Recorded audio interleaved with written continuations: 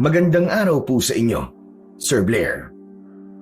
At sa lahat po ng inyong mga taga-subaybay at tagapakinig sa inyong mga YouTube channel na The Voice Addict at mga kwento ni Apong Isaac. Matagal ko na pong pinag-iisipan kung dapat ko bang isulat ito, pero sa tingin ko ay panahon na para ibahagi ang isang karanasan na hindi ko makakalimutan. Isang bahagi ng buhay ko na puno ng lagim at misteryo. Isa po akong albularyo at manunugis ng mga aswang. Ang trabaho ko ay hindi lang basta manggagamot, kundi ang pumatay din ng mga aswang at iba pang nilalang na nambibiktima ng mga inosente. Sa mga kamay ko, dumanak ang marami na itim na dugo ng mga halimaw.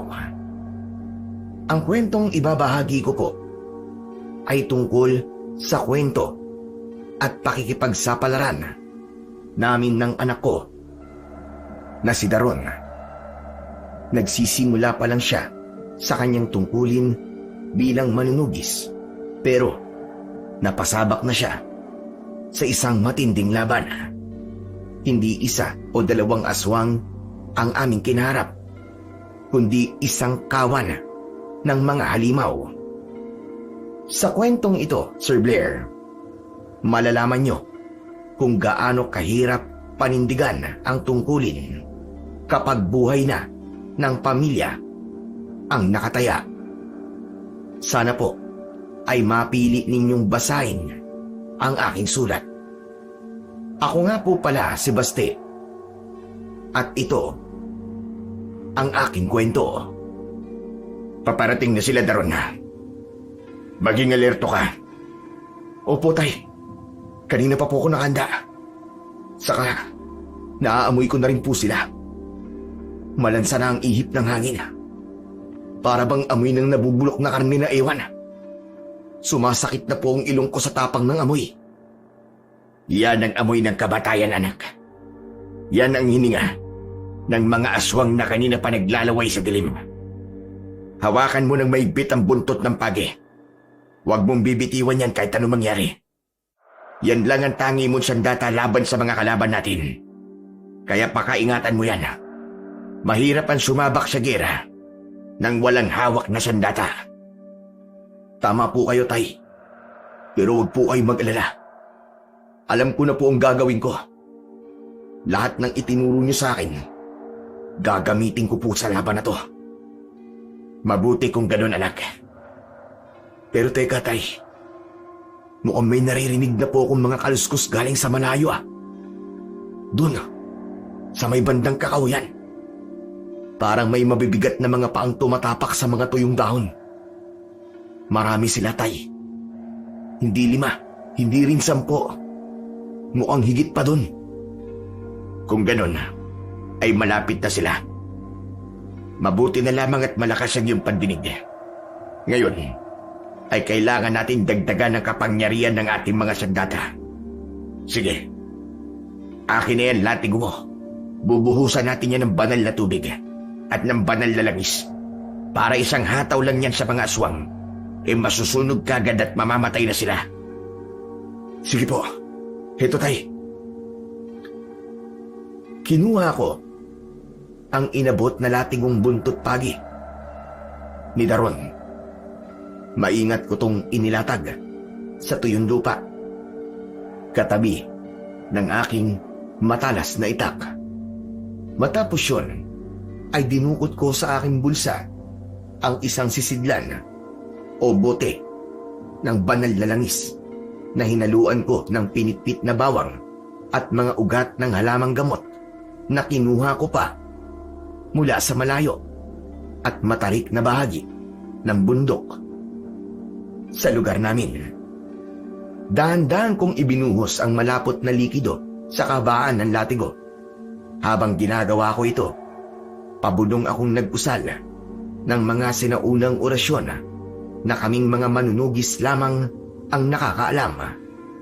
Kasunod nun ay ang banal na tubig. Winisikan ko ang talim ng itak hanggang sa magmistulang may sariling liwanag ang bakal nito sa gitna ng dilim. Nang matapos ang ritual, ay hinawakan ko na ang itak at ganun din naman si Daron.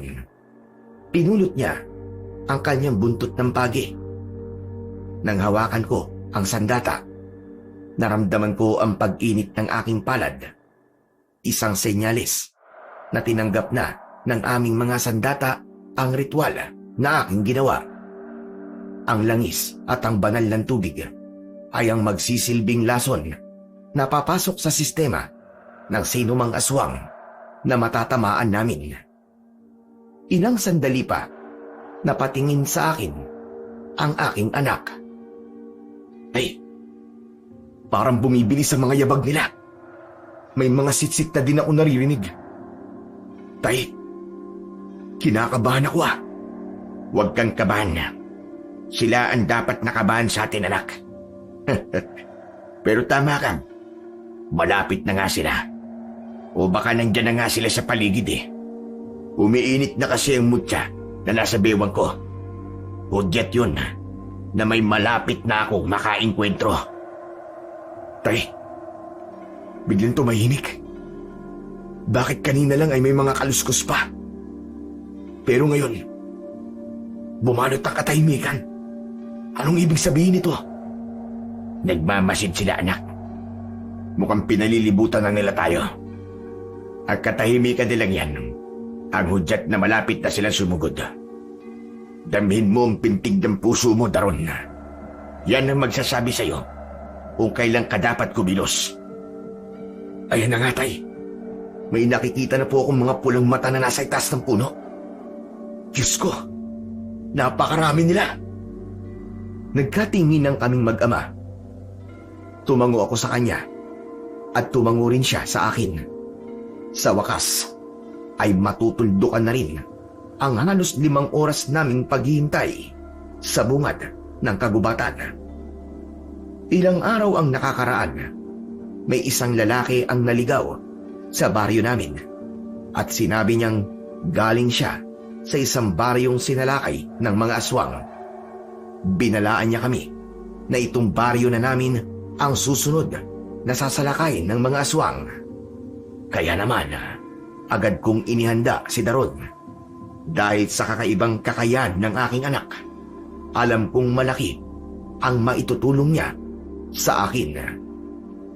Bata pa lamang siya, ay napansin ko na mas matalas ang kanyang pakiramdam kaysa sa mga ordinaryong tao.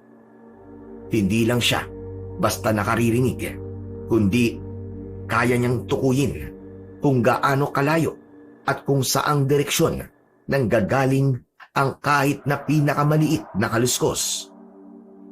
Ilang sandali pa ay nagsilabasa na ang mga aswang mula sa madidilim na bahagi at mula sa itaas ng mga puno.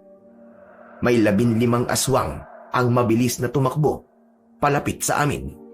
Mga babae at lalaki sila na walang suot na damit pang itaas.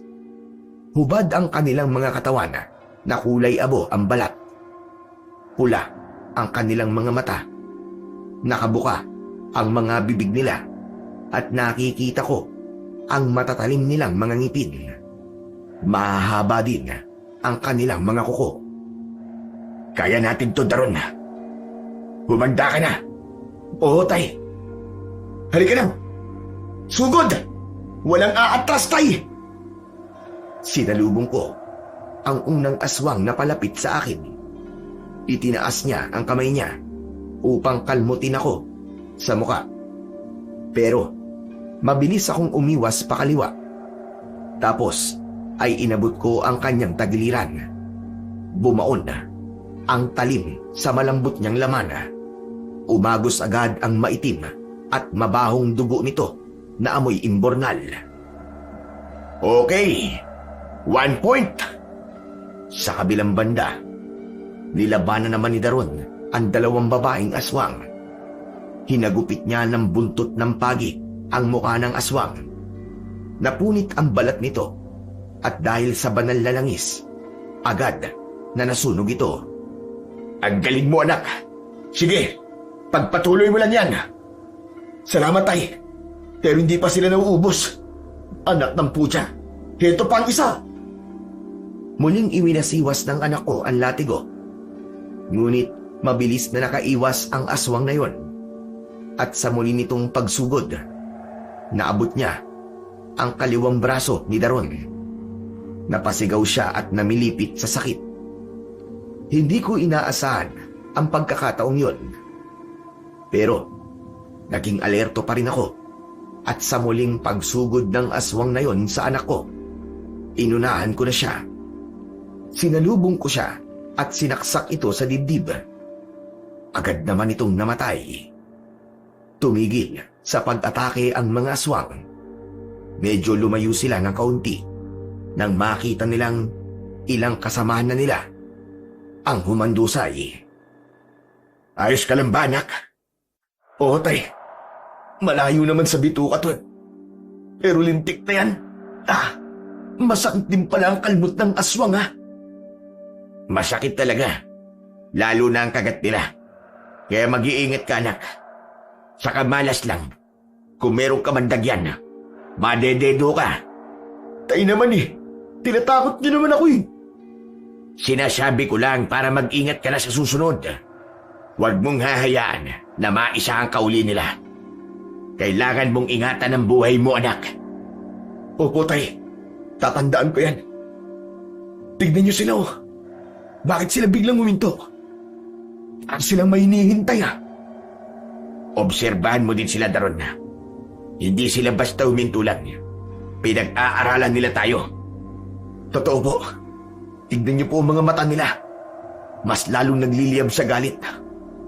Tay, anong gagawin natin? Anong plano? Akong bahala.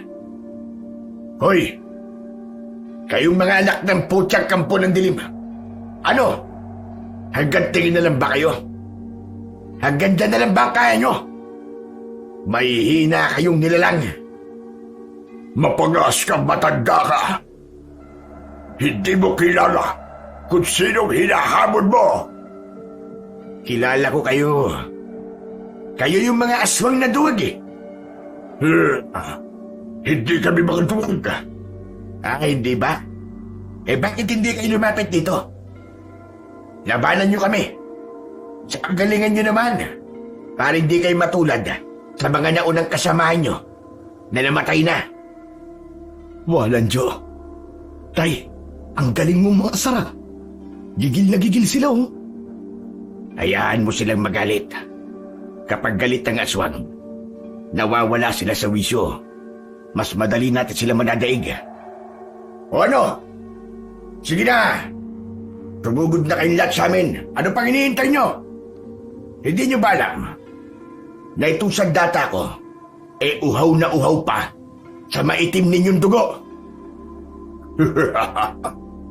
Kala mo ba ay kakagat kami sa inyong patibong tanda? Pwes nagkakamali ka. Hindi kami basta susugod sapagkat may hinihintay kaming mas higit na mas malakas na pwersa laban sa inyo. Ano? May resback na kayo kagad? Ayos yan, ah. Kunti pa lang ang napapasdag sa inyo. Kumuha na kagad kayo ng dagdag na pwersa. Ganyan ba talaga kayo kaduwag? Kailangan nyo pa ng kakampi para lang harapin kaming dalawa? Hindi karuwagan ang tawag dito. Strategy to, hughang. Akala mo ba ay ikaw lang ang may utak? Pwes, sasabihin ko na sa'yo, ang mga aswang na paparating ay hindi lang basta mga aswang dahil sila ang uubos sa lahat ng mga buhay dito sa baryo ninyo.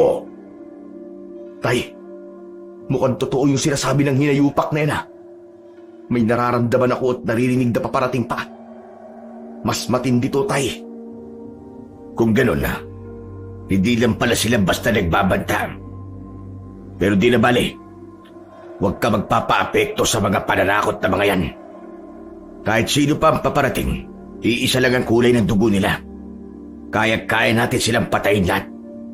Ang gagawin natin ngayon, alang-alang sa kaligtasan ng lahat ng mga tao dito sa baryo natin. Ansya, matapang ka talaga, tanda. Sige, dagdagan niyo pa yung pagtapag-tapagan niyo. Pero sisiguraduhin ko na kapag dumating na sila, tugo niyo ang dadanak sa lugar na ito. Daron, ihanda mo sarili mo. Hindi sila ang magtatakda ng oras ng laban, kundi tayo. Ngayon na po ba, Tay?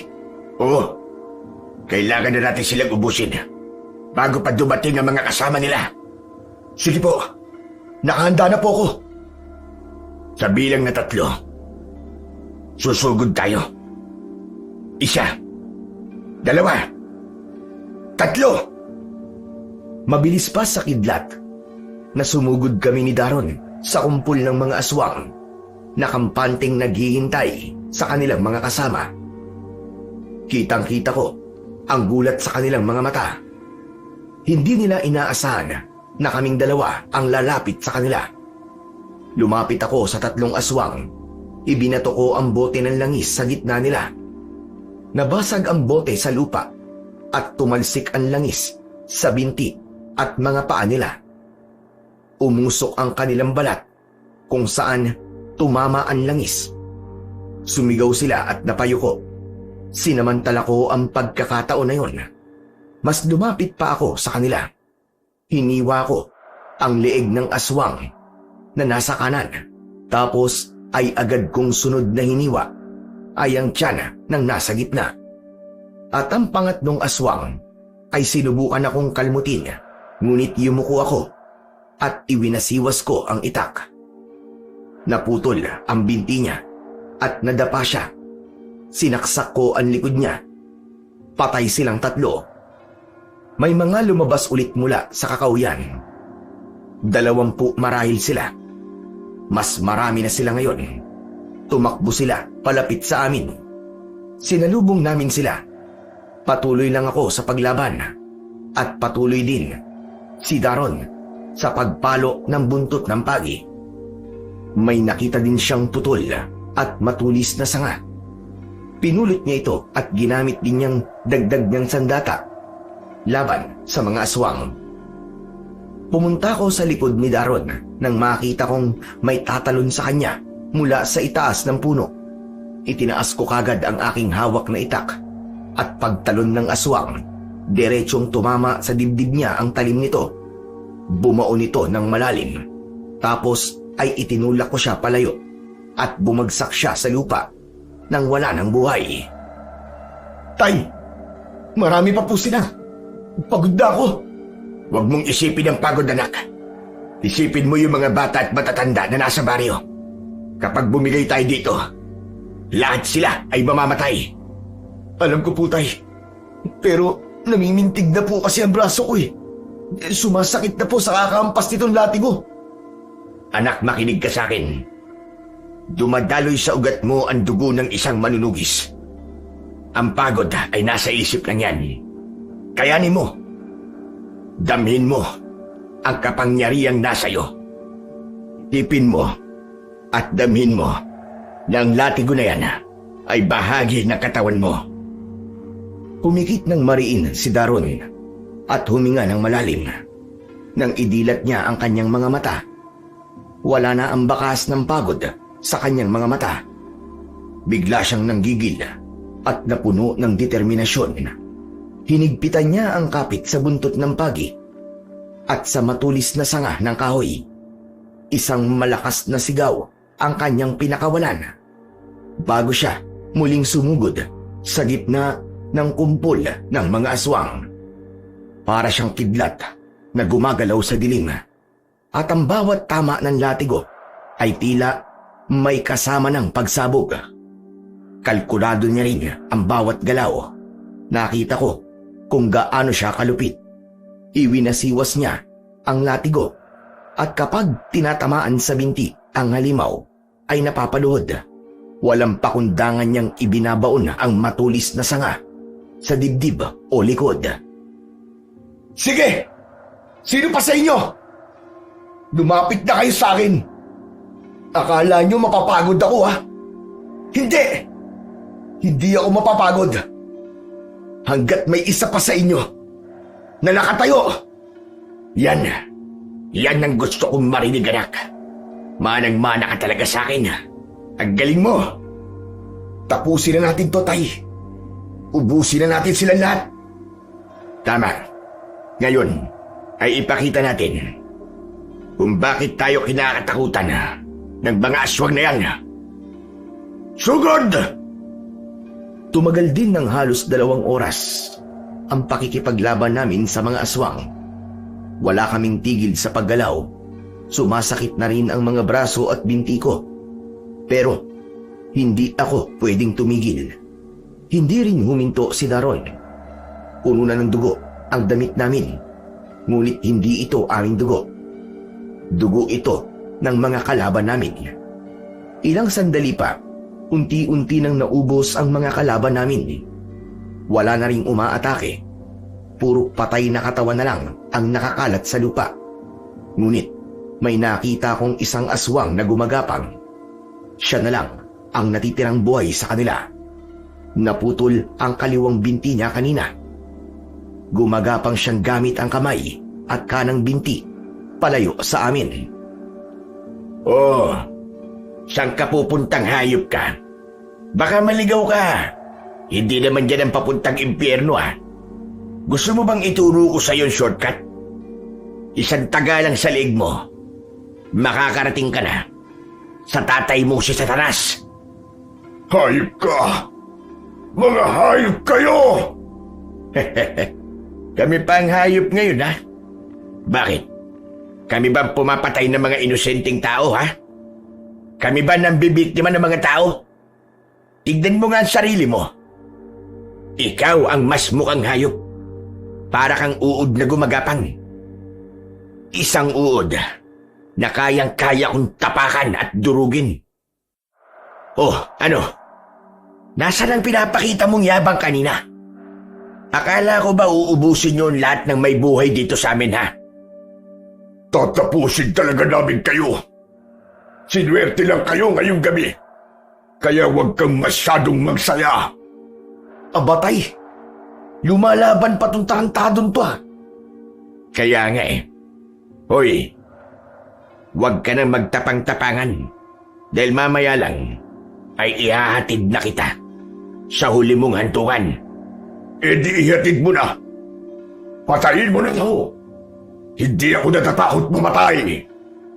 Aba, matapang nga talaga ang isan to. Isa kang hangal, bata.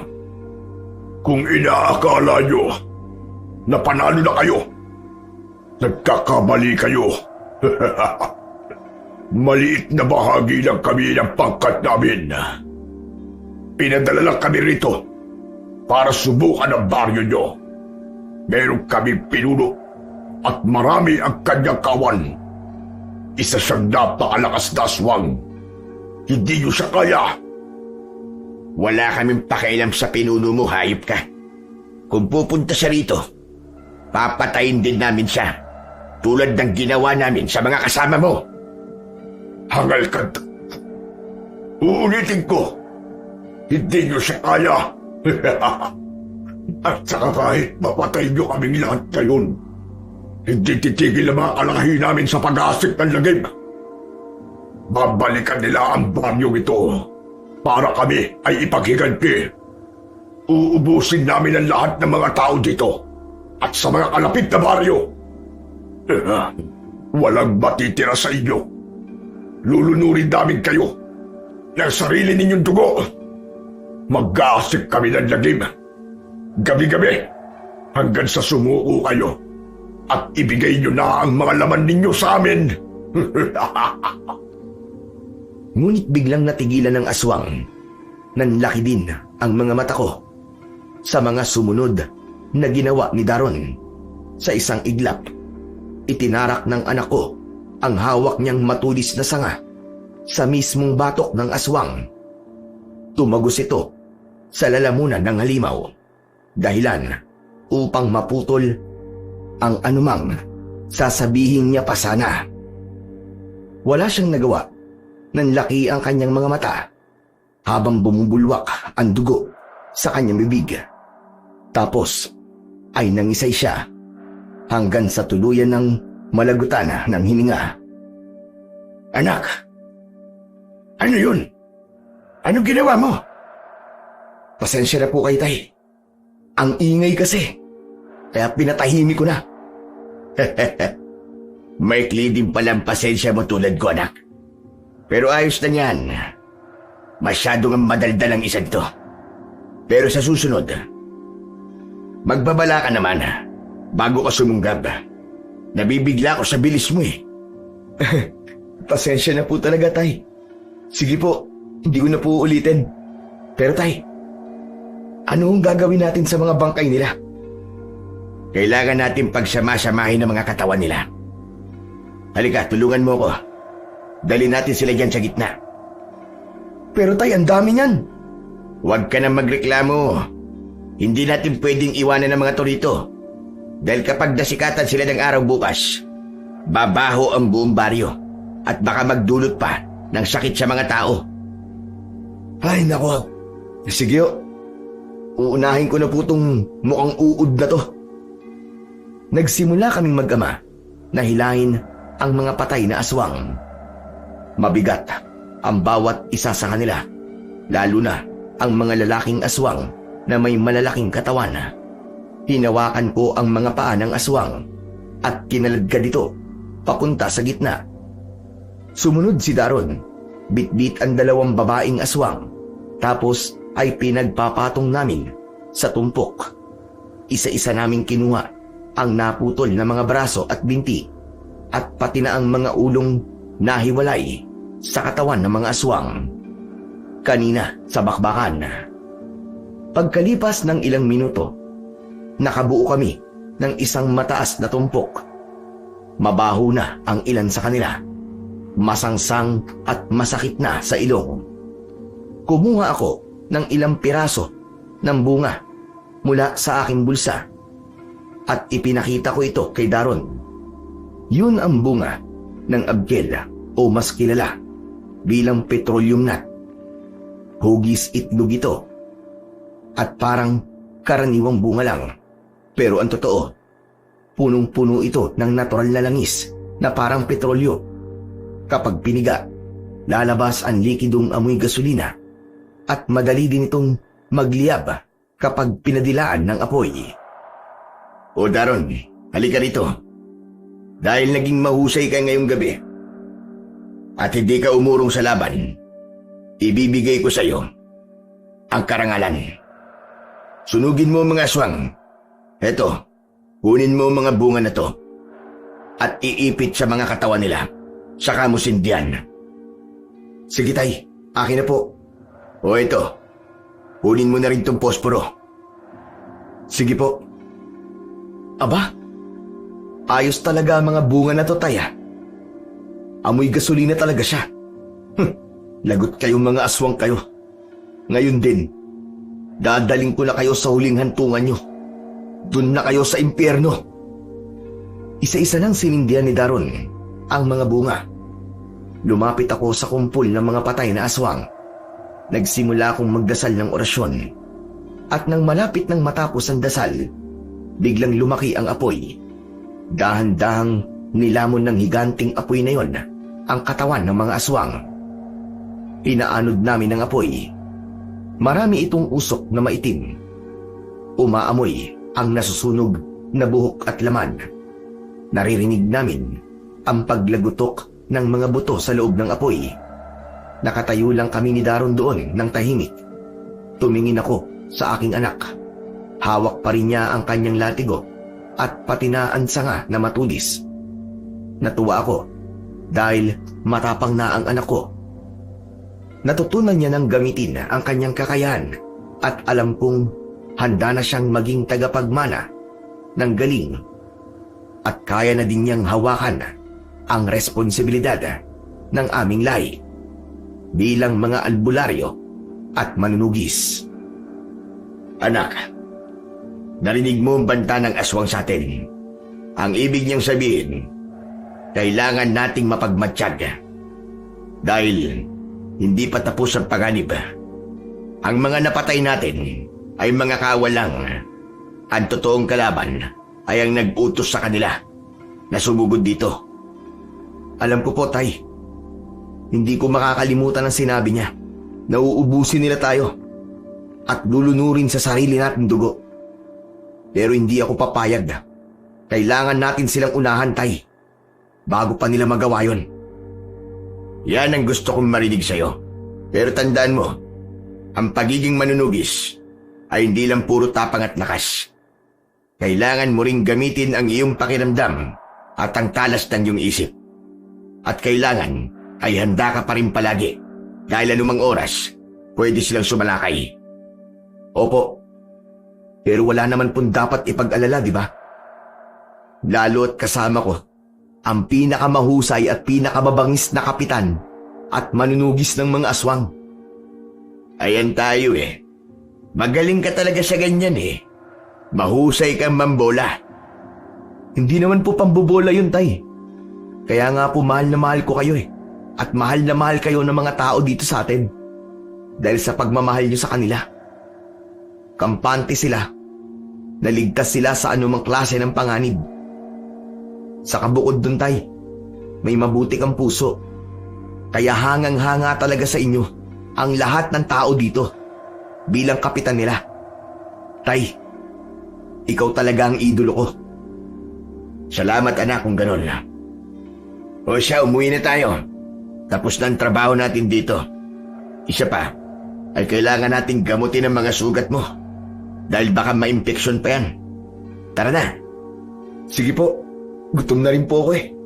Pakiramdam ko po ay naubos ang lakas ko sa dami ng aswang na yan. Tama-tama. Meron pang suman doon na ibinigay na pasalubong ni Karen sa'yo. Itinago ko lang kanina eh.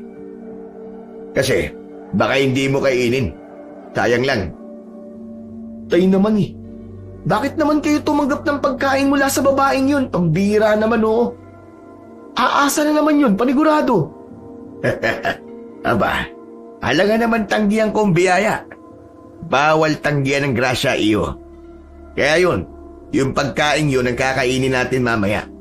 Masarap yun sa mainit na kape. Naglakad na kami, pabalik ng bahay namin. Nakasara pa rin ang lahat ng mga pinto at bintana ng mga kapitbahay namin. Walang lumalabas sa kanila. Natatakot sila. At tama lang na matakot sila sa ganitong sitwasyon. Mabuti na lang at nanatili sila sa loob ng bahay nila buong gabi. Ligtas sila at walang napahamak ni isa. Pumasok kami sa bahay at isinara ko ang pinto. Ibinaba ko ang itak ko sa tabi ng mesa sa kusina. Isinukbit naman ni Daron sa dingding ang mga armas niya. Kumuha ako ng 2 basong tubig mula sa banga. Ibinigay ko ang isa kay Daron. Ininom ko ang tubig ko ng mabilis. Nauhaw talaga ako ng sobra sa pakikipaglaban. Umupo ako sa upuang kahoy. Hanggang sa umupo na rin si Daron sa tapat ko. Tay, ano po ba mga paghahandang gagawin natin? Kailangan natin mag-ensayo pa, anak. Tapos ay manguha tayo ng maraming bunga ng abkil. Bala ko kasi na gumawa ng langis galing dito. Naniniwala ko na may kakayahan itong mas palakasin pa ang mga sandata natin. At isa pa, kailangan natin ng makakatulong. Makakatulong? Ang ibig niyo po ba sabihin kailangan makabuo din tayo ng puwersa bilang pantapat sa kanila? Pero sino po? Mga tanod ba? Mga lalaki dito sa baryo? Sino tay? Sino pa ang pwede nating maging kakampi? Hindi mga ordinaryong taon sinasabi ko. Kailangan natin magkaroon ng mga kakampi na may karanasan na sa pakikipaglaban sa mga kampo ng dilim. Yung mga tulad natin na manunugis. O kaya naman mga matatapang na albularyo. Sila yung dagdag puwersa na sinasabi ko, anak. Yung mga karaniwang tao dito sa baryo natin, hindi sila pwedeng isabak sa ganitong klase ng laban dahil hindi may iiwasan na may mapahamak sa kanila. At ayokong mangyari yun, anak. Ayokong dumanak ang dugo ng mga inosente dito sa baryo natin. At saan naman po natin sila hanapin, Tay?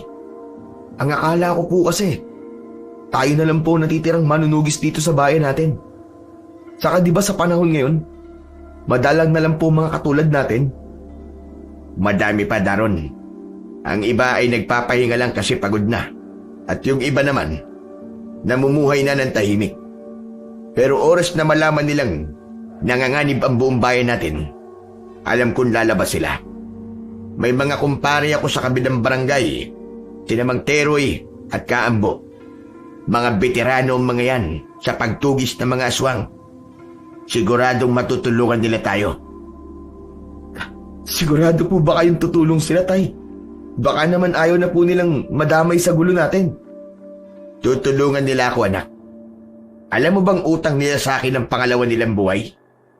Kaya naman isang sabi ko lang, ay tiyak na tutulungan nila ako. Kaya huwag ka mag-alala. Saka isa pa, alam nilang kapag nagsimula na ang pagkalat ng lagim ng mga aswang, lahat madadamay. Madugo ang labanang ito, anak. Ganun po ba? Kung ganun, Tay, punta na po kagad natin sila bukas. Hindi pa, anak. Kumuha muna tayo ng bunga ng abkel doon sa may bundok. Sabi ko nga, ay gagawa ako ng maraming langis. Sige, wala pong problema. O siya, ilapit mo na sa akin yung braso mo at gagamutin ko na. Inabot sa akin ni Daron ang kanyang braso. Bakas pa rin ang sariwang dugo at ang maitim na pasa sa paligid ng kalmot ng aswang. Kumuha ako ng isang mangkok na may malinis na tubig at dahan-dahan kong hinubad ang nakasukbit sa aking bewang, ang mutya ng lupa. Ito ay isang maliit at makinang na bato na nakuha ko pa sa loob ng isang punso nung kabataan ko. Matapos ang ilang linggong pag-aayuno at taimtim na pakikipag-usap sa mga espiritu sa bakuran namin, doon ko nakita ang mutyang ito. Isang hating gabi, kabilugan ng buwan, biglang nagliwanag ang tuktok ng isang malaking punso sa likod ng aming dampa. Parang isang maliit na uling na nag-aapoy. Lumabas ito mula sa bitak ng lupa. Kinuha ko ito ng may paggalang at mula noon, naging bahagi na ito ng aking buhay at ng aking pakikipaglaban sa dilim. Ang mutya ng lupa na hawak ko ay hindi basta-basta bato na mapupulot lang sa kung saan-saan. Ayon sa matatandang albularyo, hindi ito matatagpuan kapag hinahanap. Bagkus ay kusa itong magpapakita sa taong karapat-dapat na mga laga nito. Ang paniniwala namin, ang mga nuno sa punso ang siyang unang tagapangalaga nito at sila din ang nagmamatsyag sa mga tao. Tinitimbang nila ang timpi at tibay ng loob ng isang taong natitipuhan nilang pagbigyan at ibinibigay nila ang mahiwagang bato sa mga taong mabubuti ang kalooban, sa mga manunugis o albularyo na ang tanging hangad ay protektahan lamang ang mga inosente at hindi ang pumatay para sa sariling kapakanan o kayabangan. At ngayon, ito ang gagamitin ko upang linisin ang sugat ni Daron. Ibinabad ko ito sa tubig, tapos ay itinaas ko ang mangkok. Tiisin mo lang, ha? Medyo mahapdi ito at masakit. Kailangan ko kasing mailabas ang dumi o kamandag ng iniwan ng mga kuko nila. Sige po, Tay. Ayos lang yan. Kaya ko po yan. O sige, ito na. Bubuhusan ko na, ha? Aray! Aray, Tay, sakit nga! Aray ko! Mainit at sobrang kirot. Oh, akala ko ba kaya mo? Konting tiis lang.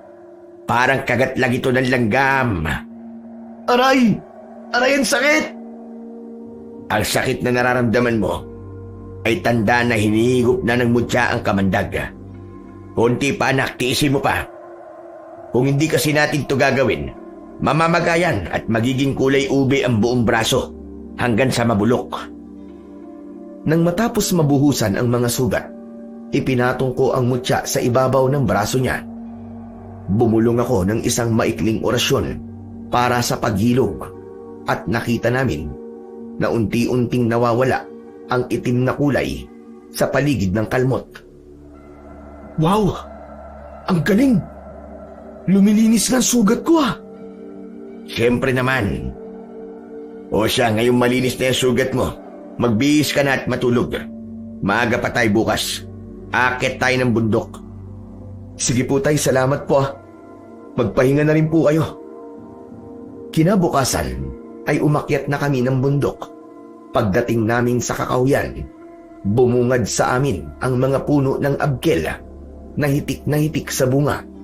Amoy petrolyo na ang paligid sa dami ng mga nahulog na buto sa lupa. Mabilis kaming kumilos ni Daron. Halos mapuno ang dala naming mga sako sa dami ng pinulot at pinitas namin.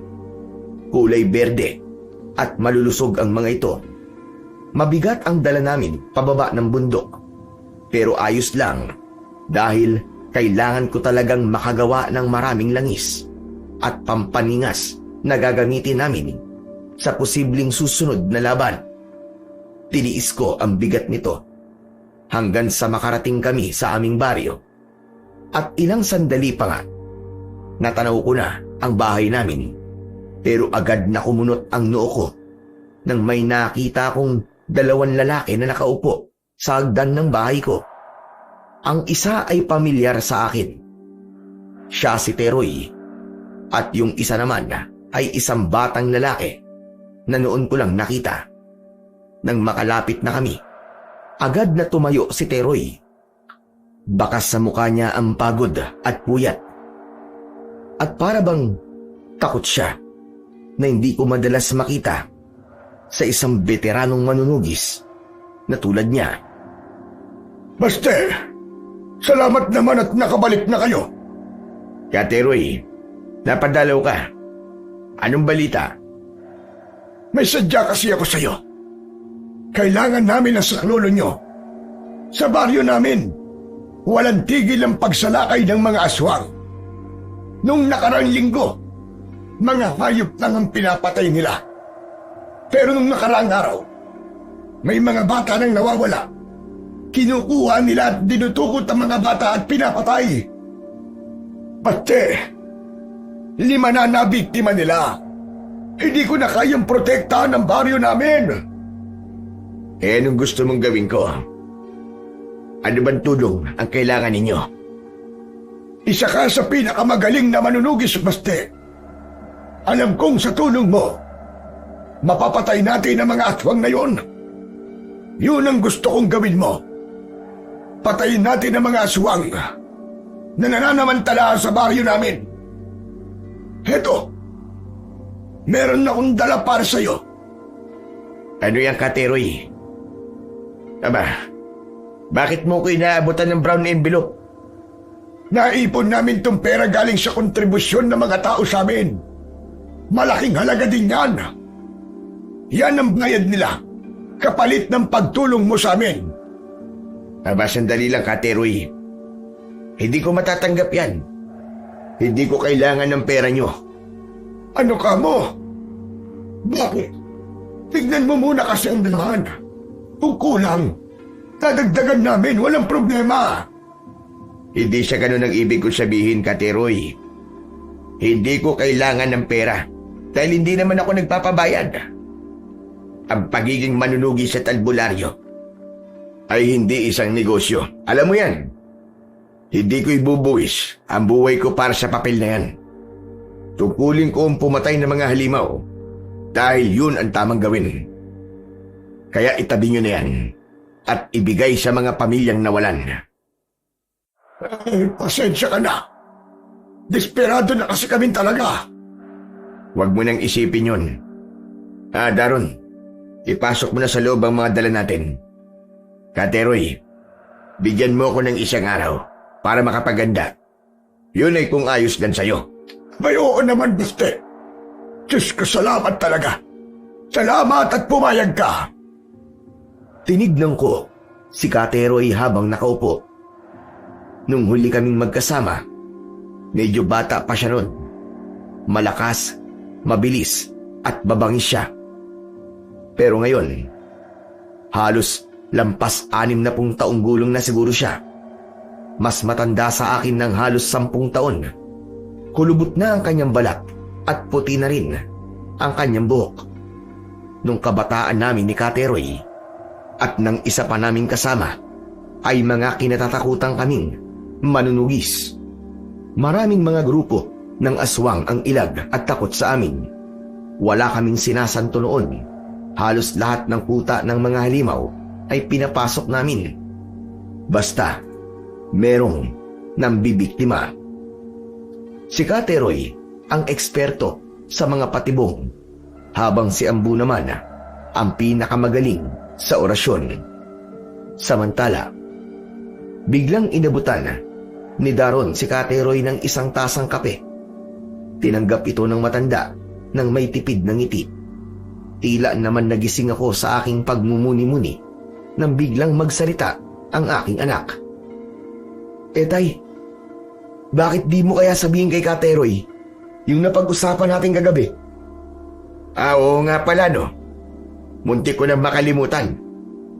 Ano ba yun, Baste? Sa totoo lang kasi, Kateroy, nag-usap nga kami nitong anak ko kagabi. Alam mo, parehas tayo ng problema eh. Pero yung sa amin, natapos na kagabi. Anong ibig mo sabihin? Napasaba kami sa laban kagabi. Mahigit 30 aswang ang hinarap namin at napatay. Ano ka mo? 30? Abay, napakadami nun. Tapos dadalawa lang kayo. Tama kayo, Kateroy. 2 lang kaming humarap ng anak ko. Pero nagawa namin yun. Napaslang namin silang lahat. Kaso, nagbantay yung huling aswang na napatay namin. Sabi niya, ay may darating na mas malakas at mas madami. Meron silang kinikilalang pinuno. Kaya naman, pinag-usapan namin kagabi na kailangan namin ng dagdag na puwersa para humarap sa mga aswang na yon. At kayo ni Kaambo ang naisip ko. Muli natin buuin ang alyansa ng grupo para tapusin ang paghahari ng mga aswang na yon. Alyansa? Maganda yan, Baste. Pero, tungkol kay Ambo. Bakit, Kateroy? Ano ang tungkol sa kanya? Abay, matagal na siyang nawawala. Ang balita sa kanila, patay ng araw kasi matagal nang hindi nagpapakita at nagpaparamdam. Pero, wala pa namang bangkay na nakukuha. Alam mo kasi bigla siyang naglaho na parang bula. Matapos niyang pasukin ng isang kuta ng mga aswang doon sa may hilaga. Hindi ko nabalitaan yun ha. Kung ganun kawawa naman pala. Pero sa palagay niyo, sa tingin niyo ba talagang patay na siya? Ewan ko. Pero malakas ang pakiramdam ko na buhay pa siya. Kilala ko si Ambo. Madulas pa sa palusyon kapag naiipit. Mahirap patayin ang taong yun. Sana nga'y buhay pa siya para makumpleto pa tayo. Iba pa rin kapag tayong 3 ang magkakasama. Sana nga, Kateroy. Sana nga. Dahil kung buhay pa siya, kailangan natin ang galing niya sa orasyon. Pero sa ngayon, sapat na sa akin na kasama kita. Inubos na ng matanda ang kanyang kape. At pagkatapos nito, ay tumayo na siya at dahan-dahang inilapag sa lamisita ang wala ng laman na tasa. Bakas sa kanyang mga mata ang kapanatagan matapos namin mag-usap na para bang nabawasan ang bigat na kanyang dinadala.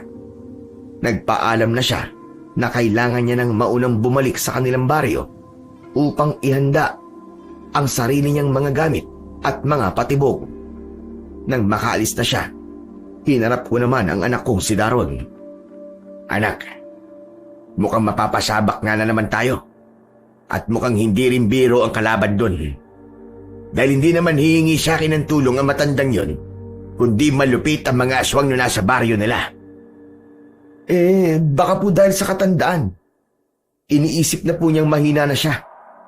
Kaya siguro niya naisip na humingi po ng tulong sa inyo. Hindi. Alam kong hindi yun ang dahilan, anak. Tuso, magaling at mabangis ang matandang yun. At alam kong kahit may edad na siya, malakas pa rin siya at may ibubuga pa. Siya kung may mas malalim na dahilan kung bakit niya ako tinawag. Teka tay, hindi niyo po ba'y kakapahamak to? Sigurado ba kayong tutulungan niyo siya gayong may kinakaharap din tayong problema dito sa baryo natin? Kailangan natin tumulong para tulungan din tayo. Alam mo anak, hindi lang dito sa sarili natin bakod tayo dapat nagbabantay at nagtatanggol. Bilang mga manunugis, tungkulin din nating tugisin ng mga aswang sa ibang lugar. Lalo na yung mga nasa kabilang baryo. Kasi kapag hindi nila napatay doon, lilipat ang mga yun dito. At yung mga bata sa lugar natin, ang mga nganib. Sa bagay, kaya lang, paano naman po ang baryo natin kung wala tayo? Wala pong magbabantay eh. Paano kung biglang bumalik mamayang gabi o bukas? O sa isang araw, yung mga kasamahan nung napatay natin kagabi? Hindi pa atake ang mga yun dito. Mga 3 o 5 araw bago nila malalaman na wala na mga kasama nila. Kaya huwag ka mag-alala. Saka may plano ko. Habang naroon ako, ikaw naman ang magbabantay dito sa baryo. Ho? Iiwan niyo po ako dito para magbantay? Oo anak. Ikaw na muna ang bahala sa pagbabantay dito habang wala ako. Ikaw muna magiging kapitan dito. Pero paano po kung... Magtiwala ka sa sarili mong kakayahan. Kaya mo yan anak. Huwag kang matakot. Sige po. O siya, harapin na natin ang mga bunga ng abkil at magsimula na tayong gumawa ng langis. Opo, mabuti pa nga po. Tay, uumpisahan ko na po ang pagdidikdik ng mga bunga na yan. O sige, bilisan mo ang kilos. Ihanda mo rin pagkatapos yung mga bote natin ha. Siguraduhin mo anak na walang tagas. Dahil baka tayo ang masugod kapag nagkataon. Sige po tay, gagawin ko po na maayos ang trabaho ko. Ninitian ko ang aking anak. Natutuwa ako sa nakikita kong dedikasyon niya sa kanyang ginagawa.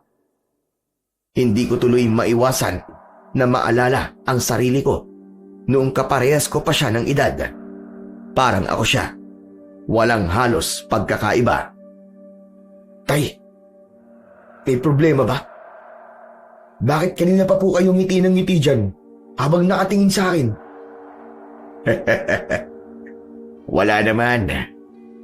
Naalala ko lang ang sarili ko sa'yo. Ganyan-ganyan din ako nung panahong nagsisimula pa lang ako. Talaga po? Oo naman.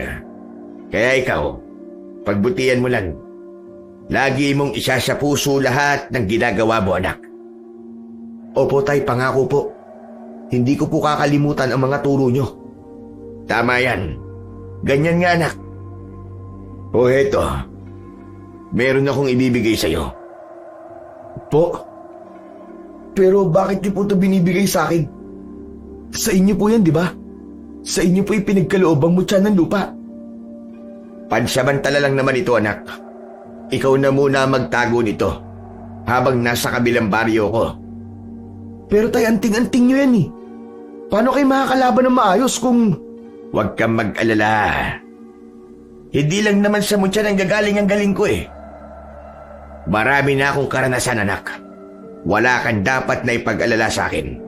Kaya kong lumaban kahit walang mutya. Sigurado po kayo ha? Oo naman. Kaya sige na. Ipagpatuloy na natin ang paggawa ng langis.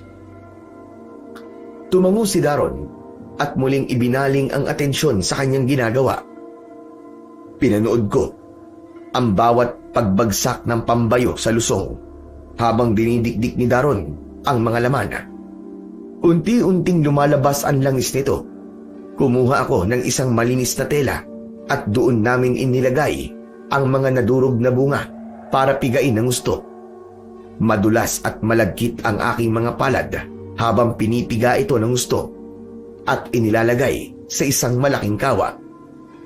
Nang matapos, ay isinalang ko ang kawa sa mahinang apoy. Sapat lamang para uminit ang nakuha naming mga katas. Habang dahan-dahan kong hinahalo, pasimple akong bumulong ng mga pangontra sa aswang. Kapag ang langis na ito ay tumama sa balat ng aswang, hindi lang ito basta masusunog. Kakainin nito ang kanilang lakas at itataboy ang anumang itim na mahika na bumabalot sa kanila. Matapos ang ilang oras, maingat naming isinalin ang malinis na langis sa maliliit na bote. Nang matapos ang lahat ng aming mga gawain, iniligpit na namin ang mga kagamitan. Inabot na rin kami ng gabi. Napagod kaming dalawa, kaya naman maaga kaming nakatulog. Kinabukasan, madaling araw ay nagising na ako. Agad akong naganda para pumunta sa bahay ng kaibigan kong albularyo. Kinuha ko ang aking pasiking o bag na gawa sa ratan at doon ko inilagay ang ilang piraso ng mga bote ng langis na ginawa namin kahapon. At nang matapos, ay agad akong nagpaalam sa aking anak. Anak, ikaw na muna ang bahala dito ha. Bantayan mong maigi ang baryo. Maging alerto ka palagi. At maiging pakinggan ang mga kakaibang kaluskos. Opo, tay. Huwag po kayo mag-alala. Nakahanda ako at ang aking mga armas. Mag-iingat din po kayo, tay, sa biyahe nyo. At mag-iingat din po kayo sa inyong misyon.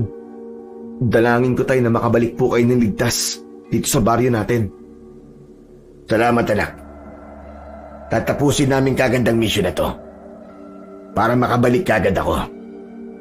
Naglakad na ako palabas ng bakuran at nag-abang ng tricycle sa kalsada. Ilang minuto lang ay may dumaan na, kaya sumakay na ako kagad. Habang umaandar kami patungo sa baryo, ramdam ko ang kakaibang init at amoy ng hangin. Kumpirmado nga na may aswang na umaaligid sa baryong yon. Ilang sandali pa ay narating na din namin ang bahay ni Kateryo. Nagulat ako nang makitang maraming tao ang nandoon sa harap ng bahay niya. Para silang nagpupulong. Nang makita niya ako, agad niya akong sinalubong at inakay papasok sa bakuran niya.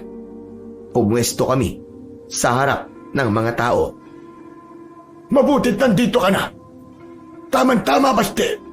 May pagpupulong kaming ginagawa ngayon. Pinag-uusapan namin ang paglalatag ng mga plano at bitag para sa mga kalaban namin. Ayos pala dito eh. Meron kang mga kasama at kasangga. Di tulad sa baryo namin. Tahimik at parang walang pakialam ang mga tao. Sabagay, kasalanan ko din naman yun eh. Ako din naman ang may gusto na hindi sila isali sa gulo. Yun ay dahil ayoko may mangyaring masama sa kanila. Ayoko may madamay at may mamatay. Nako, hindi yung pwede dito. Lahat dito ay damay, kaya kailangan ay magtutulungan. Hindi ko sila tinawag. Sila ang unang lumapit. Sila ang nag-alok ng tulong. Pare-parehas ang layunin ng bawat isa sa amin.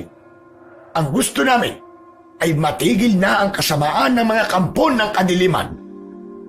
Maganda yan. Pero itong mga kasama mo ba marunong nang humawak ng mga armas? Matatapag ba sila? Baka naman magsiatrasan yan kapag humarap na sa kanila ang mga aswang. Sa totoo lang, Baste, puro tapang nga lang ang dala nila. May bitbit naman silang mga itak at sibat. Pero alam natin dalawa na hindi sapat ang talim ng mga bakal laban sa mga yon. Kaya nga ikaw ang iniintay ko. Kailangan natin basbasan ang mga armas nila at turuan sila kung paano ang tamang pag-asinta at pagpatay sa mga aswang na yon. Sige, Kateroy, ako nang bahala. Siya nga pala. Ano ba ang plano para sa mga bitag? Napagpulungan namin na magsisimula kaming maglatag ng mga bitag sa huling pinangyarihan ng pag-atake. Saan naman yun? Doon sa sementeryo. Mamaya ay sasamahan kita doon para makita mo. Doon namin nakita ang bangkay ng kanilang huling biktima. Sige, Kateroy, pero sa ngayon, unahin na muna natin ang pagpapalakas sa kanilang mga sandata. Sabihin mo sa kanila na ihanay ang lahat ng kanilang mga armas dito.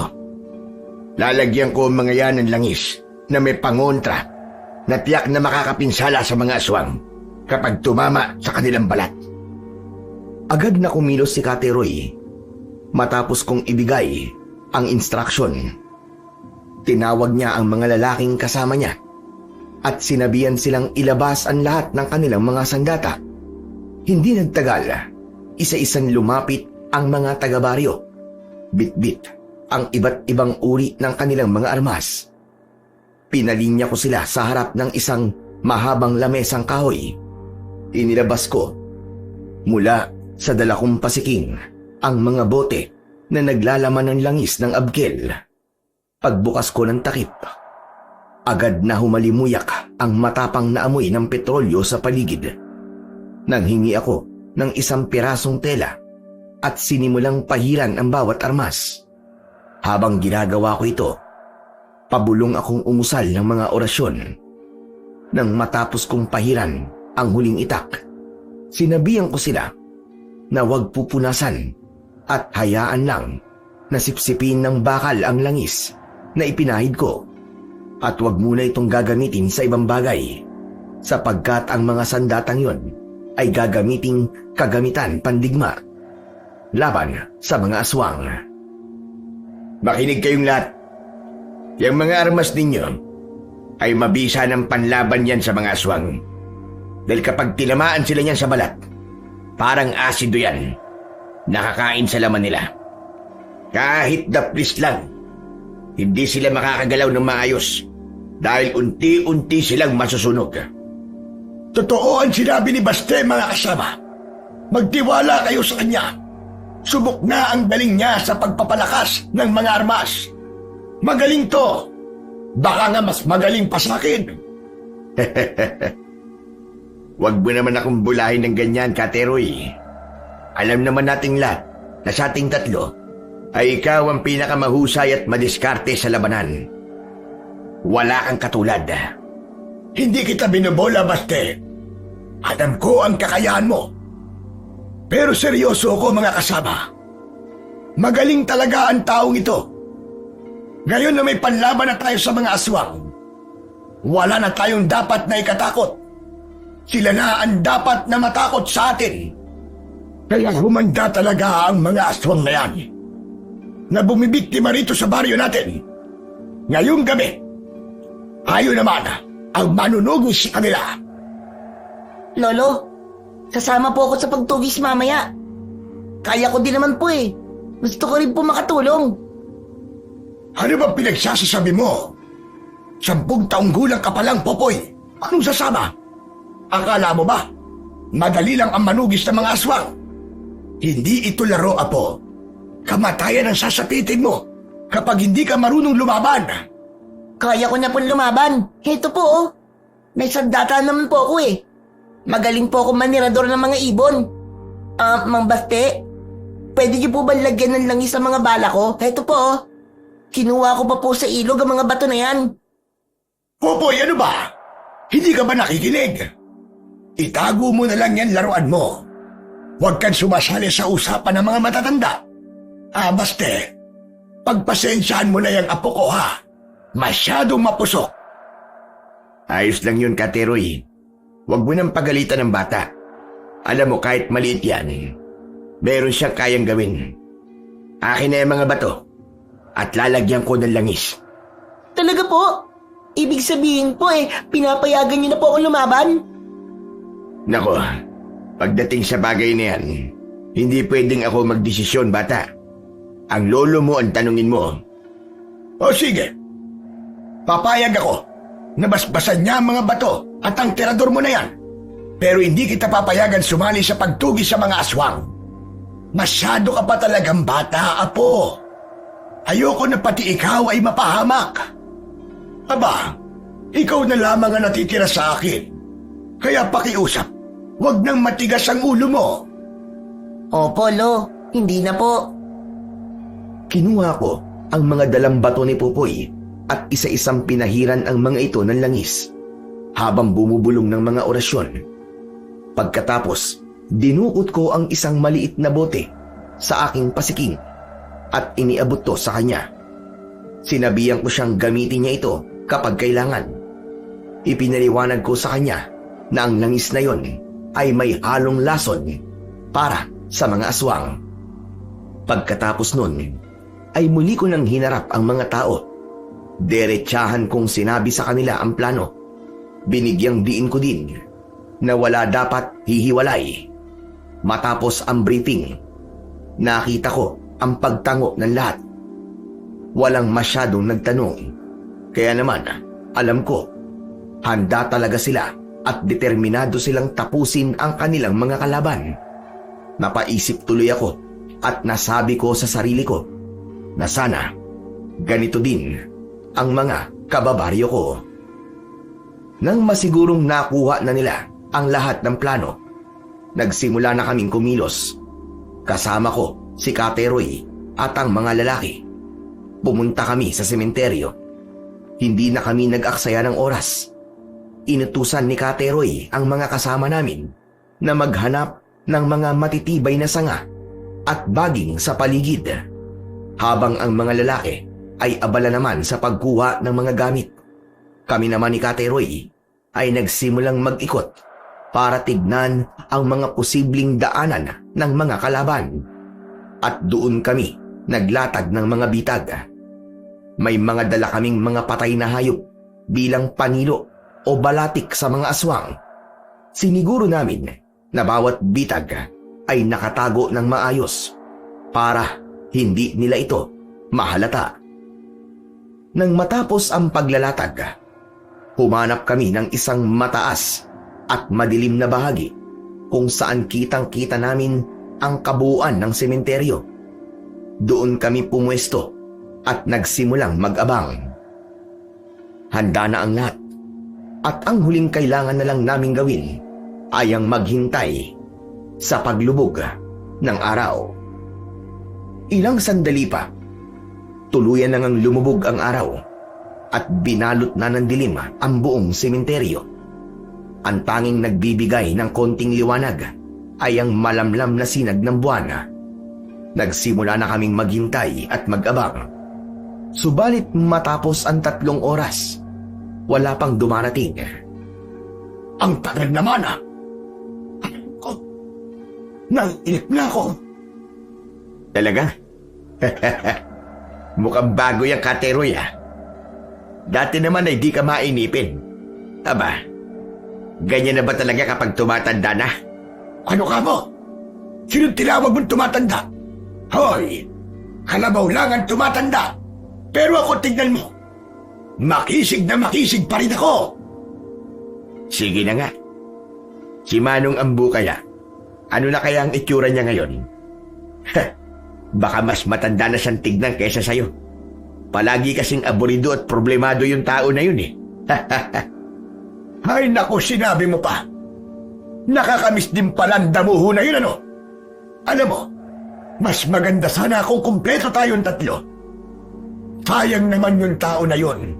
Kung napatay lang ng mga aswang. Ibang klase kasi yun Mahusay talaga siya sa mga orasyon. Naalala mo ba yung nagawa niyang magkaroon tayo ng tagabulag? Dahil sa kanya, napapadali ang bawat laban na kinakaharap natin.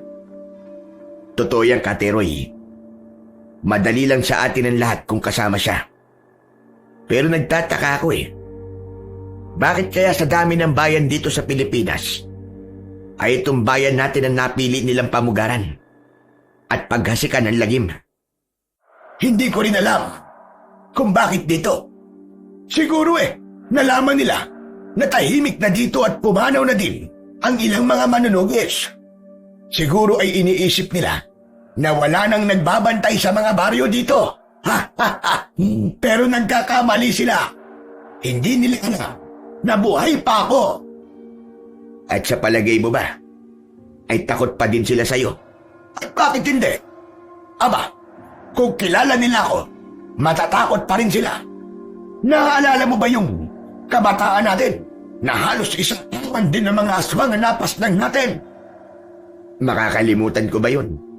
Halos 2 araw tayong nakikipaglaban nun Ang lalakas pa ng mga tuhod natin nun.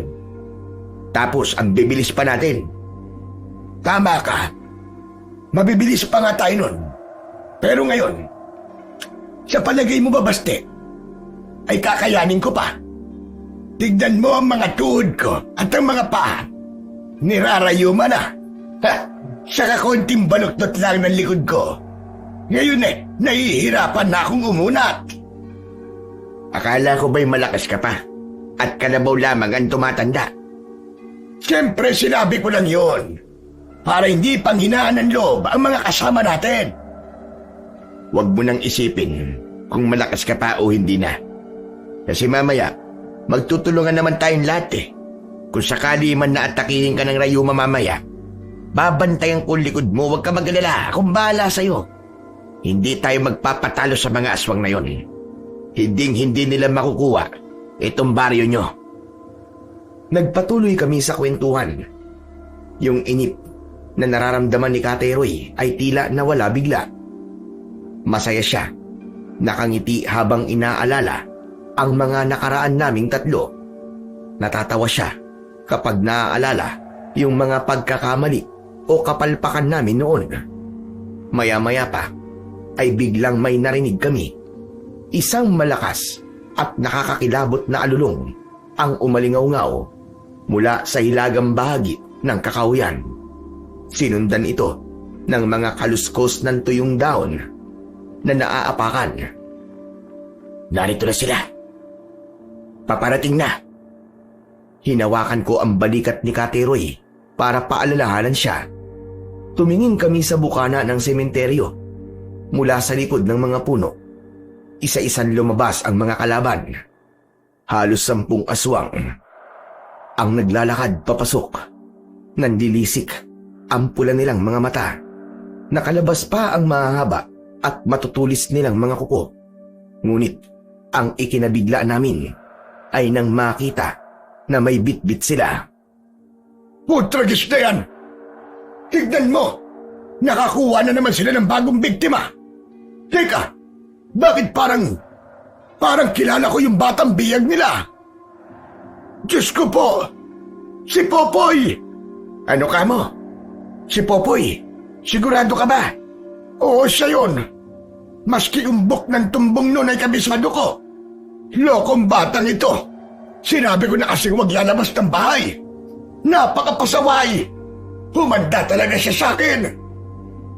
Sandali lang, kumalma ka lang. Ikaw naman nabihag na nga ng mga aswang yung bata, papagalitan mo pa.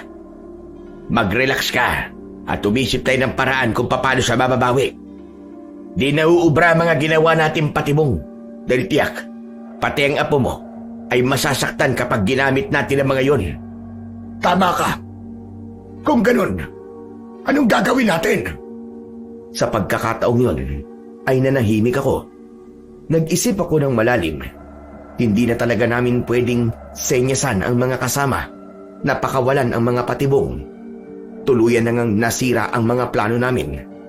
Nanatili kaming tahimik at nagtago dahil alam naming kapag nagkagulo, siguradong uunahin nilang patayin at lapain ang bata. Ilang sandali pa ay nakita kong inilapag nila sa ibabaw ng nicho ang bata. Pinalibutan nila ito tapos ay inikutan.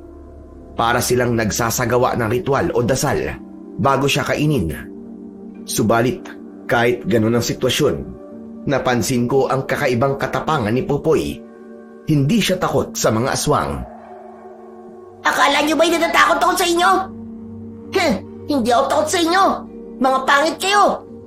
Alam niyo ba, na kanina pa kayo niintay ng lolo ko at ni Mang Baste. Lagot kayo ngayon sa kanila. Sa narinig ay nanlisik ang mga mata ng mga aswang. Isa sa kanila ang naglabas ng mahabang dila at itinutok ito sa dibdib ng bata. Tila tinatakot niya si Popoy. Subalit, hindi naman nagpatinag si Popoy. Sige, subukan mo. Isusumbong talaga kita sa lolo ko. Di mo ba alam na albularyo siya? Kaya pakawalan niyo na ako. Tanggalin niyo tong tali sa kamay ko. Ah, ganun. Ayaw niyo ha? Pwes, hintayin niyo na sumalakay sila. Kasi meron silang mga sandatang tatapos sa inyo. Magiging uling kayo kapag tinamaan kayo nun. Kaya lumayo kayo sa akin. Layo! Napailing ako sa aking mga narinig. Halos sabihin na ng bata ang aming mga plano. Kaya naman, yung mga aswang, lalong nanggigil. Muntik na siyang kalmutin ng isang aswang. Lolo! Mang Baste! Alam ko nandiyan kayo! Balatan niyo na ang mga pangit na to! Biglang napatayo si Kateroy. Pero agad kong naabot ang kanyang kamay at marahas ko siyang hinila pabalik. Takot na takot ang matanda. Hindi para sa kanyang sarili, kundi para sa nanganganib na apo. Baste! Ang apo ko! Anong gagawin natin? Hindi siya pwedeng mamatay! Huminahon ka. Makinig ka sa akin. Mababawi natin ang apo mo. Ibahin natin ang plano. Hindi tayo pwedeng sumugod ng sabay-sabay. Anong gagawin natin? Nakapalibot sila sa kanya. Ganito ang gawin mo. Kunin mo tong isang bote ng langis ng abkil. Basagin mo to sa pader na may krus. Ang amoy ng langis at ang ingay ay kukuha sa atensyon nila. Siguradong titingin sila ron. Kapag lumingon sila, doon ako tatakbo ng mabilis papunta sa nityo. Kukunin ko si Popoy. Kapag nasa akin ang bata, tsaka mo ipahila ang mga bitag. Saka tayo susugod. Sige, alang-alang sa apo ko. Basta, gawin mo ang lahat para mabawi siya sa mga hayop na aswang na yan. Pangako, Kateroy. Hindi kita bibiguin. Tumango si Kateroy. Pinunasan niya ang kanyang mga luwa at humigpit muli ang hawak sa kanyang itak. Ibinigay ko na sa kanya ang isang bote ng langis. Tapos ay dahan-dahang lumapit ng bagya sa sinabi kong pader na may krus. Ilang segundo ay malakas niyang inihagis ang bote. Tulad ng inaasahan ay nabasag nga ito. Kumalat kagad ang matapang at nakakahilong amoy ng langis. Lumingon ang lahat ng aswang sa pinanggalingan ng ingay. Nagtaka sila. Umungulo sila at nagsimulang maglakad papalayo sa nicho para tignan kung ano ang nabasag. Yun na ang pagkakataon ko. Tumakbo ko ng mabilis mula sa aking pinagtataguan. Narating ko ang nicho sa loob ng ilang segundo. Hinawakan ko si Popoy sa braso. Mang Basti! Huwag kang maingay. Dali, ubalsa tayo dito. Kumapit ka sa akin. Binuhat ko siya at mabilis na tumalon palayo sa mga aswang. Nakatakbo kami papunta sa ligtas na pwesto ni Kateroy. Nang makita ng matanda ang apo niya, niyakap niya to kagad. Pagkatapos ay lumingon siya sa akin at tumango. Ngayon na mga kasama, tapusin na natin ang ating mga kalaban! Sa pagsigaw na yon ni Kateroy, ay agad na nagsipaglingunan sa amin ang mga aswang. Mabilis silang bumuelta at naglakad pabalik sa amin. Agad na hinila ng mga kasama namin ang lubid ng patibong. Nagliparan ang mga matutulis na kawayan at balatik mula sa itaas ng mga puno. Tumama ang ilan sa dalawang aswang. Napaungol ang mga ito sa sakit nang bumaon ang bakal at kawayang may langis. Kasunod nun ay lumabas ang mga kasama namin at sumugod. Pero agad namin napagtanto na mali ang aming pagtatansya. Hindi pala sila katulad ng mga nakalaban kong aswang sa baryo namin. Higit silang mas mabilis at mas tuso. Naiiwasan nila ang mga pag-atake at ang masama pa, nagawa nilang gumanti. Ginamit nila ang mahahaba at matutulis nilang mga kuko bilang panlaban. Isang malakas na sigaw mula sa kasama ang aking narinig. Pagtingin ko Hawak na ito ng aswang at biglang kinalmot sa dibdib. Isa pa sa mga kasama ang naabot ng isang aswang at agad na dinukot ang kanyang puso dahil sa kalunos-lunos na sinapit ng dalawa naming kasamaan na paatras ang ilan. Kaya naman, kami na ang sumugod. Mga walang iya kayo! Talagang makakapal ang mga apog ninyo! Pagbabayaran ninyo ang pagpatay sa mga kasama ko! Patayin ko ngayon lahat! Kateroy, kumalma ka! Huwag kang papadala sa galit. Yan ang gusto nila para mawala tayo sa wisyo. Kailangan natin silang labanan gamit ang utak at lakas. Paano kung kakalma, Baste? Paano? Karumal-dumal ang pagpatay nila sa mga kasama ko. Mga demonyo talagang mga yan! Alam ko. Pero kailangan nating maging madulas ang galaw. Manilang sa atin ang mga to kung gagamitan natin ang utak. Sa kaliwa ka. Sa kanan ako, Kateroy. Sige, ipakita natin sa mga hayop na ito kung sino ang binabangga nila. Walang uuwi hanggat may humihinga pa sa mga yan. Nabuhayan ako ng loob sa mga narinig ko. Pero habang nag-uusap kami, hindi namin namalayan ang panganib na nasa likuran. Isang malaking aswang ang tahimik na gumagapang sa itaas ng sanga sa mismong likod namin. Huli na nang makita ko siya. Nakatitig siya sa amin ni Kateroy. Mabilis itong dumausdos pababa. Nakanganga siya at handa ng sakmalin sa leeg ang matanda. Ngunit bago pa dumapo ang mga bibig nito, isang bato ang tumama sa likod ng ulo ng aswang. Sa sobrang lakas ng puwersa, tumagos ang bato sa bungo ng halimaw at lumusot sa mismong noo nito. Sumirit ang itim na dugo sa noo ng aswang. Bumagsak ang halimaw sa harap mismo namin. Patay na ito. Gulat na gulat kaming napalingon ni Kateroy sa aming likuran. Doon namin nakita ang batang si Popoy.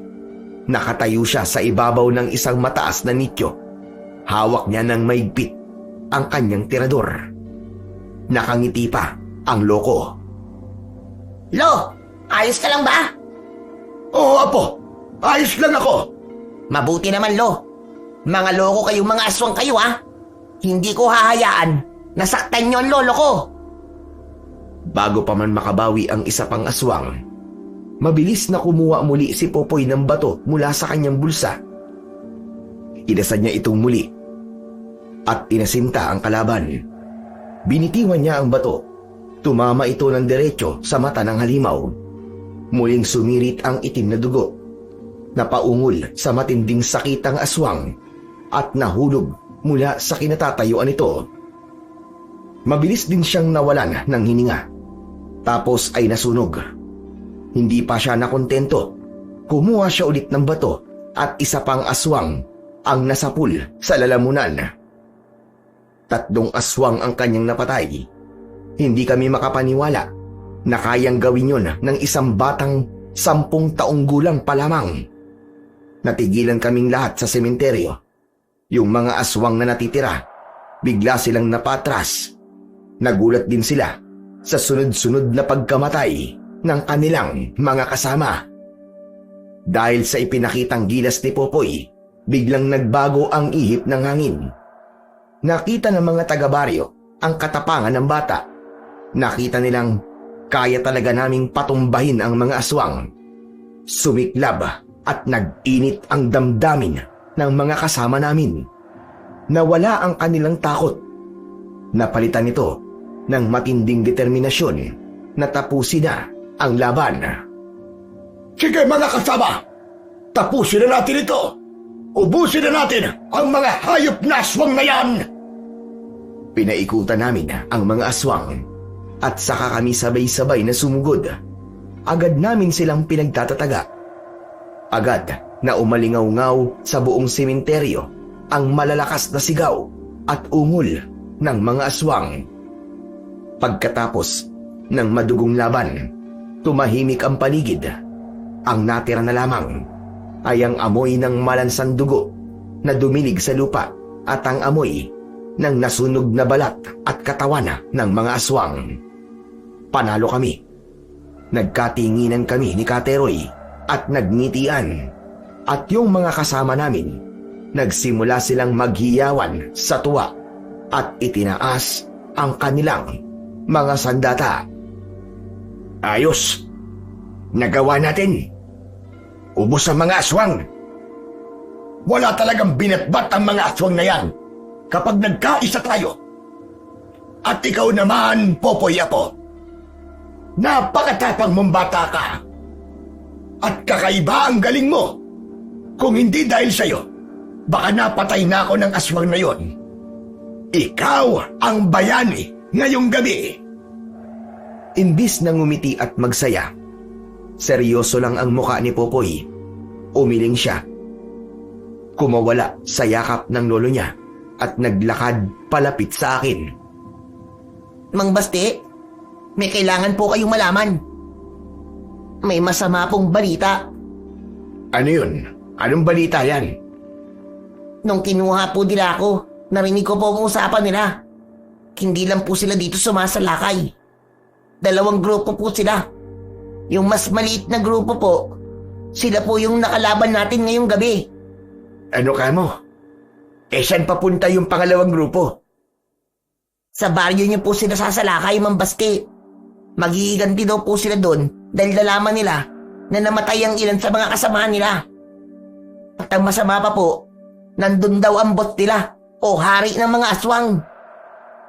Nanlamig ang buong katawan ko sa narinig ko. Si Daron ang anak ko. Mag-isa lang siyang nagbabantay sa baryo ngayon. Agad kong isinukbit ang aking pasiking at pinunasan ng itak ko sa aking pantalon. Mang Teroy, mga kasama, pasensya na kayo pero kailangan ko na magmadali. Aalis na ako. Naiwan ko ang anak ko si Daron sa baryo namin. Kailangan ko siyang balikan agad-agad. Sandali lang! Hindi ka namin hahayaang sumugod na mag-isa. Sasama kami sa'yo. Ano? Sasamahan niyo ko? Pero delikado. Kasama nila ang kanilang buong kawan at ang hari nila. Baka mapahamak ang mga kasama mo. Handa kami mapahamak, Basti. Dahil tulad mo, hindi ka naman nagdalawang isip na tulungan kami, hindi ba? Sinamahan mo kami sa laban namin dito. Kaya sasamahan ka din namin sa laban mo doon. Hindi ka namin iiwan. Ang buong puwersa namin ay kasangga mo. Kung ganun, ay maraming salamat sa inyo. Mamaya na tayo magpasalamatan. Mana, hinihintay na tayo ng anak mo. Mabilis kaming kumilos. Wala nang maraming usapan. Agad kaming nagsipagsakay sa mga tricycle. Mabilis nilang pinaharurot ang mga sasakyan. Habang nasa biyahe kami, panay naman ang dasal ko na sana hindi pa huli ang lahat. Samantala, malayo pa lang kami ay tanaw ko na sa bukana ng baryo ang nagaganap na labanan. Narinig ko na ang malalakas na sigawan. Laking tuwa ko nang makitang hindi nag-iisa sa laban ang aking anak. Kasama sa laban ang buong puwersa ng barangay namin.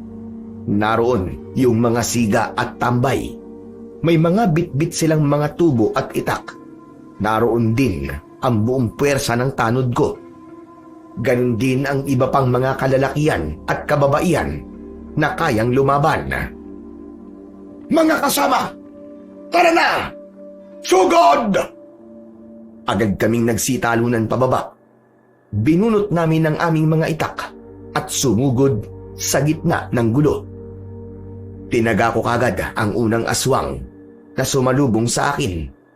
Bumagsak ito sa lupa at kagad na nagliyab ang kanyang katawan. Dahil yun sa langis ng abgel. Hinanap ng mga mata ko si Daron sa gitna ng nagkakagulong mga tao at halimaw. Nakita ko siya malapit sa barikada ng mga sako ng buhangin. Basang-basa na ng pawis at dugo ang kanyang damit. Ngunit patuloy pa rin siya sa pagwasiwas ng kanyang latigo. Tatakbo na sana ako palapit sa kanya. Pero biglang nahawi ang mga naglalabang tao at aswang sa kanyang harapan. May isang napakalaking aswang ang lumabas mula sa dilim. Higit itong malaki at mataas kaysa sa mga kasamahan nito. Naisip kong siya ang hari ng mga aswang. Dumiretso ito kay Daron. Walang takot na sinalubong siya ng aking anak. Sa pagkakataong yun ay hindi na ako agad makalapit dahil may mga aswang na din na nakikipaglaban sa akin. Nang muli akong sumulyap, nakita ko sa isang mabilis na galaw ng hari, nakalmot nito ang dibdib ng anak kong si Daron. Daron! Tay! Hindi! Layuan mo ang anak ko, hayop ka! At ako, ang harapin mo! Napaluhod si Daron. Nabitiwan niya ang hawak niyang latigo.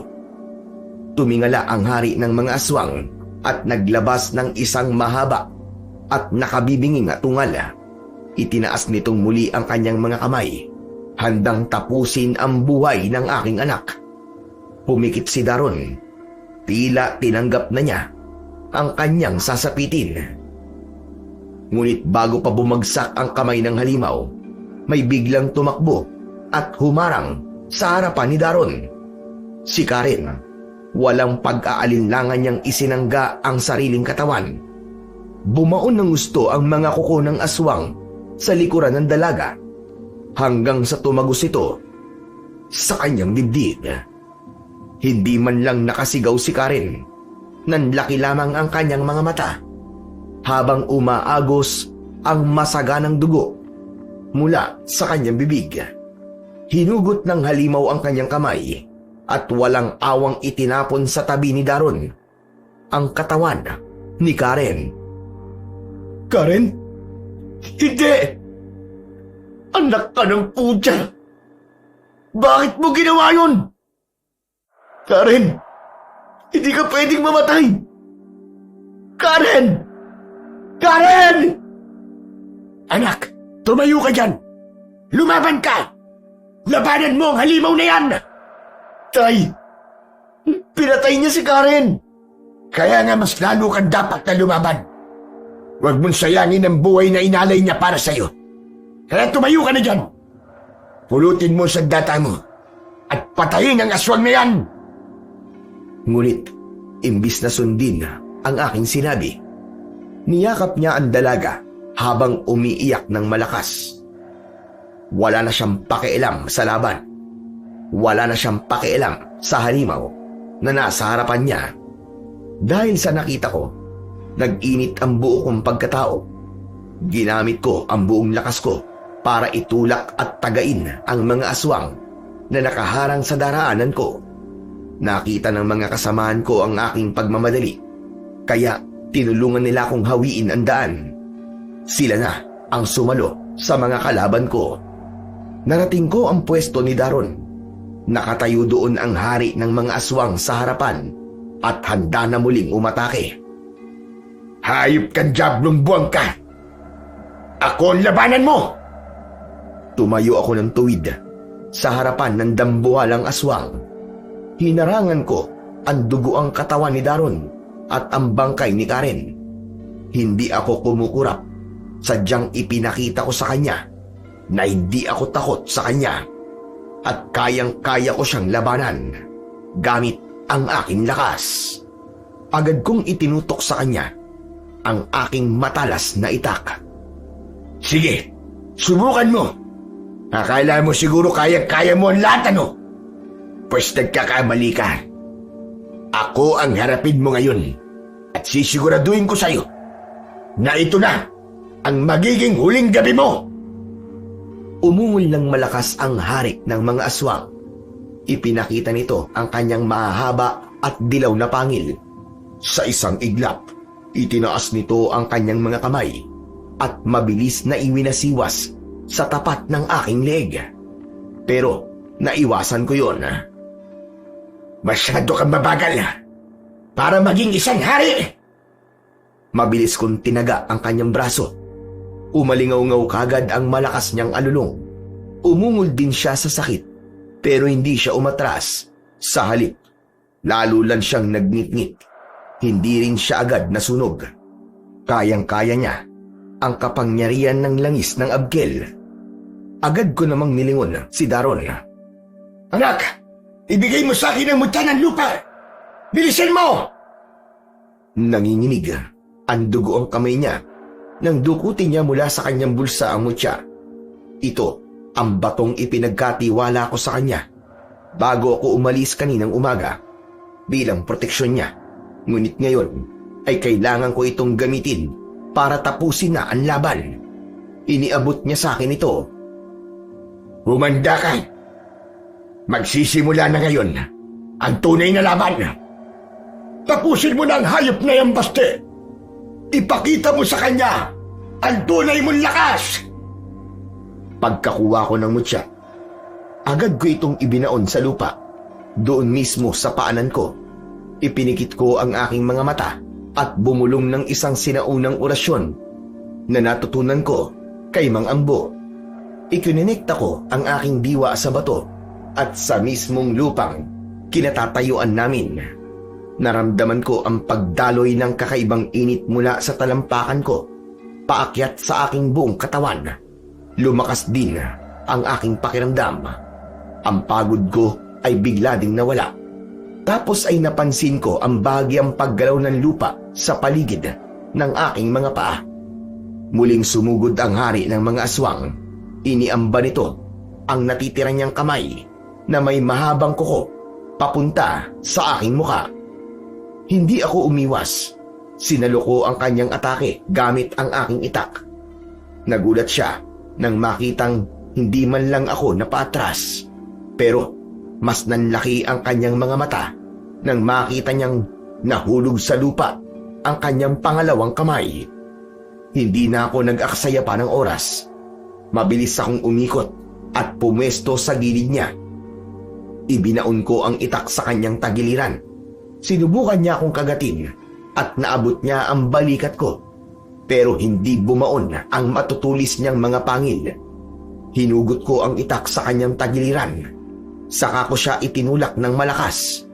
Nawalan siya ng balanse. Sinubukan niyang tumayo. Pero sa tuwing gagalaw siya, gumagalaw din ang lupa sa paligid niya. Hindi niya magawa ang gusto niya. Nanatili siyang nakaupo. Yan lang bang kaya mo, hayop ka? Ang kapal ng mukha mong subukan sakupin ng baryo namin? Mahina ka naman pala. Kaya nga, wala naman palang kwenta yan. Ano? Kaya mo pa? Bumangon ka! Makipaglaban ka sa amin! Paano pang makikipaglaban yan? Wala ng mga kamay. Tignan mo nga yung sarili mo. Hari ka kuno. Pero heto ka ngayon. Nakaluhod sa harap ng dalawang matandang rayo mahina. Akala nyo, madaling sakupin ang bayan namin? Pwes, hindi nyo masasakop to. Kasi lahat kami dito ay nagkakaisa. Nagkamali kayo ng kinalaban. Ano? Magsalita kang damuho ka. Nasaan na ang bagsik mo kanina? Basura ka lang pala. Basta, tapusin mo ng demonyong yan. Nakakasuka ang pagmumukha dyan. Hinawakan ko ng maigpit ang aking itak. Tapos ay hinawakan ko ang kanyang mahabang buhok at hinila ang kanyang ulo hanggang sa mapatingala siya. Nakita ko ang mahabang leeg niya.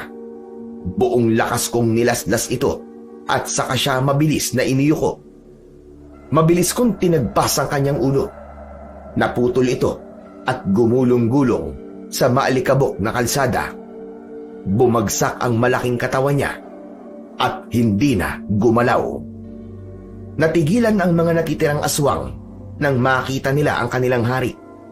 Nawala ang kanilang tapang. Sinubukan nilang tumakas pero naging maagap ang mga kasama namin hanggang sa pinatay silang lahat. Mabilis akong bumalik sa pwesto ni Daron. Nakaluhod pa rin siya at yakap-yakap ang katawan ni Karen. Lumuhod ako sa harap niya. Wala akong masabi. Ramdam ko ang matinding sakit na nararamdaman ng aking anak.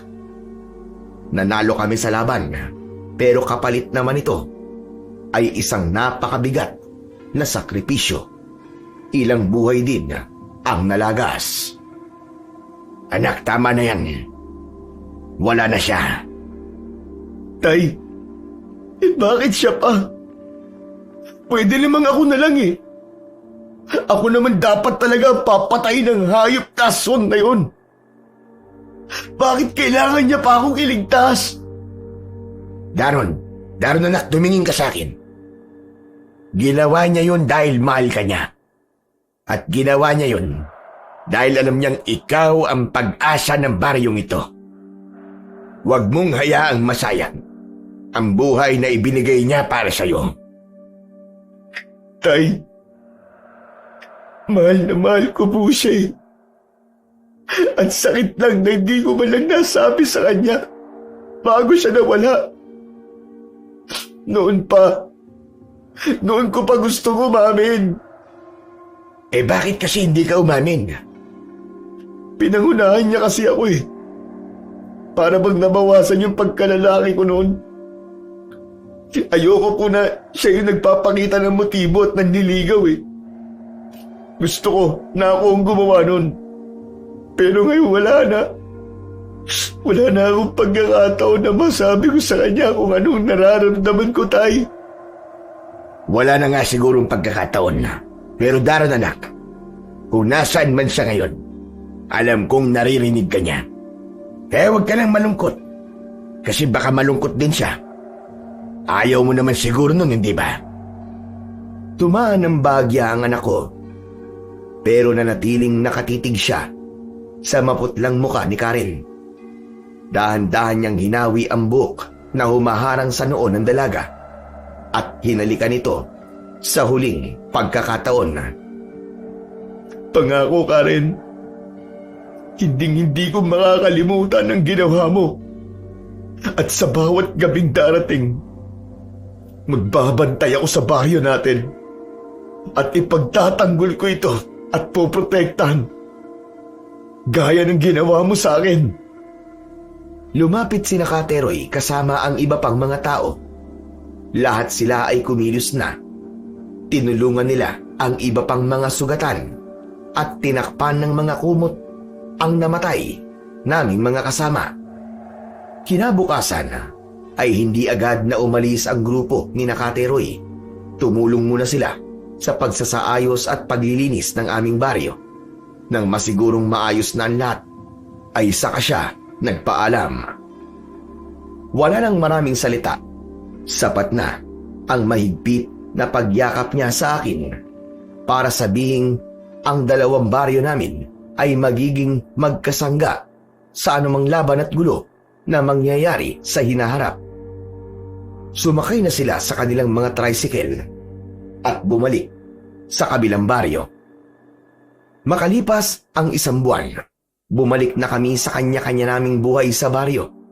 Malungkot man na may mga buhay na nawala, kailangan pa rin naming magpatuloy. Si Daron, halos araw-araw na dinadalaw ang puntod ni Karen at dinadala nito ng mga bulaklak. Ako naman ay nagpatuloy sa aking mga gawain bilang albularyo. Hindi lang sakit ang kailangan kong gamutin sa mga pagkakataong yun dahil marami sa mga kababaryo ko ang natakot o natroma dahil sa mga nangyari. At kailangan kong gamutin yun. At bilang kapitan nila, kailangan ko ring ayusin ang seguridad sa aming barangay. Mahirap burahin ang trauma, lalo na sa mga batang nakasaksi sa bagsik ng mga aswang. Pero unti-unti, habang lumilipas ang araw, muling nanumbalik ang ngiti sa kanilang mga labi.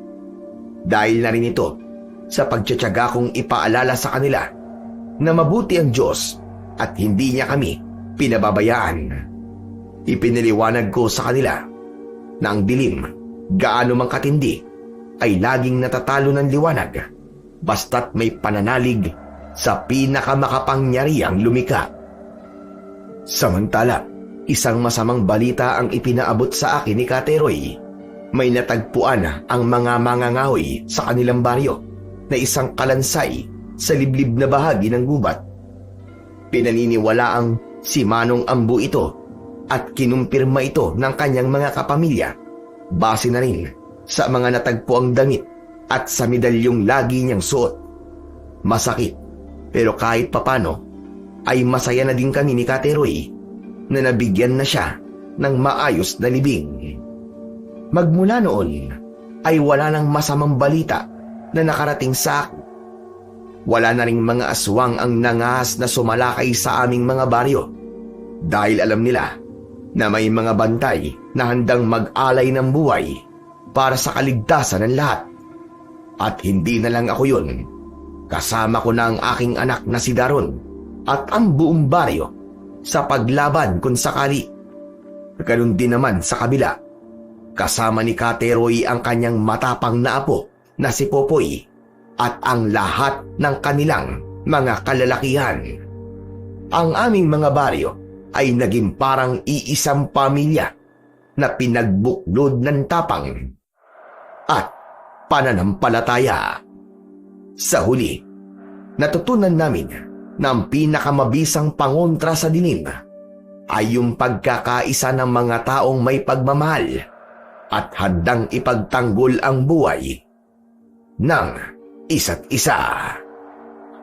Maraming salamat po sa walang sawang pakikinig at pagsuporta sa aking mga YouTube channel na The Voice Addict at mga kwento ni Apong Isaac. Huwag niyo rin pong kalimutang mag-subscribe at i-hit ang notification bell para sa mas marami pang mga kwentong aswang at katatakutan mula sa mundo ng kababalaghan. Hanggang sa muli po at pagpalain kayo nawa ng Diyos na may kapal.